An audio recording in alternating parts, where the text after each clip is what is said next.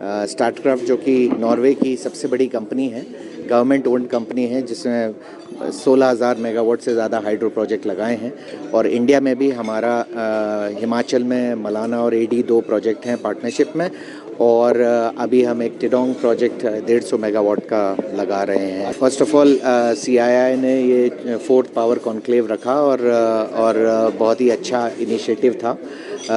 Hydro power जो कि main source of power generation है हिमाचल में, इसमें इसके काफ़ी सारे इश्यूज़ ऐड होते जा रहे हैं और चीज़ें रिज़ॉल्व नहीं हो रही हैं।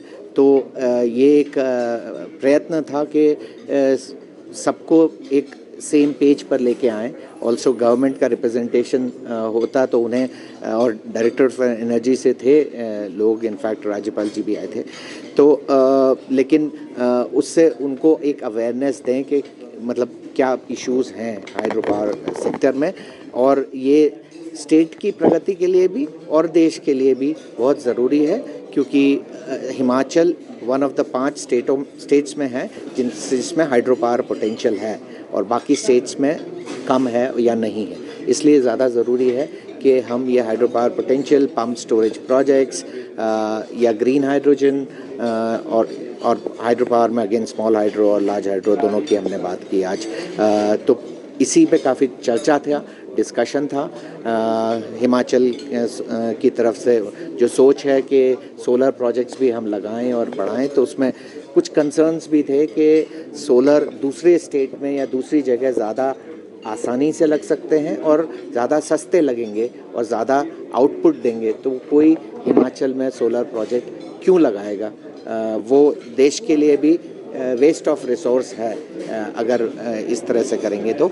और लेकिन जहाँ हिमाचल की स्ट्रेंथ है वो है हाइड्रो पावर प्रोजेक्ट। तो हाइड्रो पावर प्रोजेक्ट जो है और पंप स्टोरेज प्रोजेक्ट्स जो कि मेन रिक्वायर्ड है, वो लगाना ज़रूरी है। और हिमाचल में अभी 10,000 मेगावाट से ज़्यादा अनहार्नेस्ड पोटेंशियल है जो अभी तक नहीं यूज़ किया गया है, तो वो उसके ऊपर चर्चा करें। देखिए, सोच सब तरह की होती है, अवेयरनेस की ज़रूरत होती है। हम जब भी, जैसे राज्यपाल जी ने भी कहा था, कोई भी चीज़ की जाती है पहले सस्टेनेबल वे में ज़रूरी है।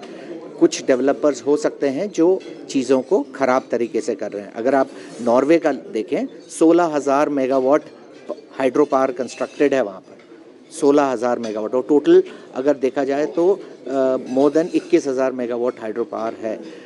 ये सारे कंस्ट्रक्ट हुए हैं, सारे प्रॉपरली चल रहे हैं, और one of the clean green countries में से है आज।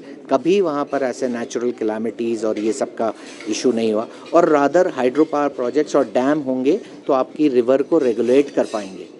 अगर वरना तो अगर कोई भी, अभी जो नेचुरल कैलामिटीज़ आती हैं वो किस लिए आती है? क्लाउड बर्स्ट हो गया। अब क्लाउड बर्स्ट हो गया, सारा की सारा पानी बादल से नीचे नदी में आ गया।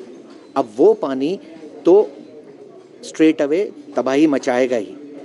अगर उस रास्ते में डैम है तो डैम उसको थोड़ी देर के लिए समय के हिसाब से रेगुलेट करने में मदद करेंगे। और पॉलिसीज़ और उसके हिसाब से अगर आप सस्टेनेबल वे में डेवलप करते हैं तो कैचमेंट एरिया की भी बात करते हैं हम।